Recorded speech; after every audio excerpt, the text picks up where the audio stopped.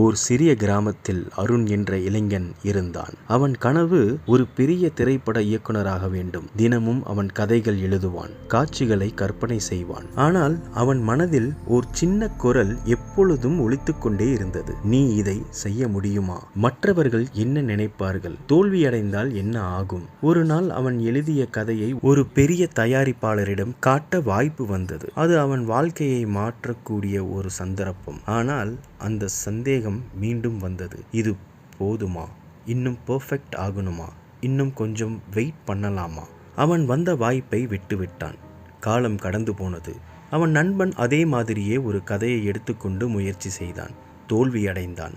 ஆனால் மீண்டும் முயற்சி செய்தான். சில வருடங்களுக்கு பிறகு அவன் வெற்றி பெற்று இயக்குனராக மாறினான். அந்த நாளில் அருண் அமைதியாக ஒரு உண்மையை புரிந்து கொண்டான். தோல்வி ஒரு தடையாக இல்லை, அது ஒரு பாடம். ஆனால் சந்தேகம் மட்டும் ஒரு கதவை மூடுகிறது. அவன் பயந்தது தோல்வியே இல்லை, அவன் பயந்தது முயற்சியை. அந்த நாள் முதல் அருண் ஒரு முடிவு எடுத்தான். நான் தோல்வியை கூட ஏற்றுக்கொள்வேன், ஆனால் சந்தேகத்தால் வாய்ப்பை இழக்க மாட்டேன். அவன் முதல் முறையாக தைரியமாக தனது கதையை வெளியே கொண்டு வந்தான். அந்த கதையின் முடிவு என்ன என்பது முக்கியமில்லை, ஏனெனில் அந்த நாளிலிருந்து அவன் கனவு உயர பெற்றது. ஃபெயிலியர் சில கனவுகளை தள்ளி வைக்கும், ஆனால் டவுட் அது கனவுகளை ஆரம்பிக்கவே விடாது.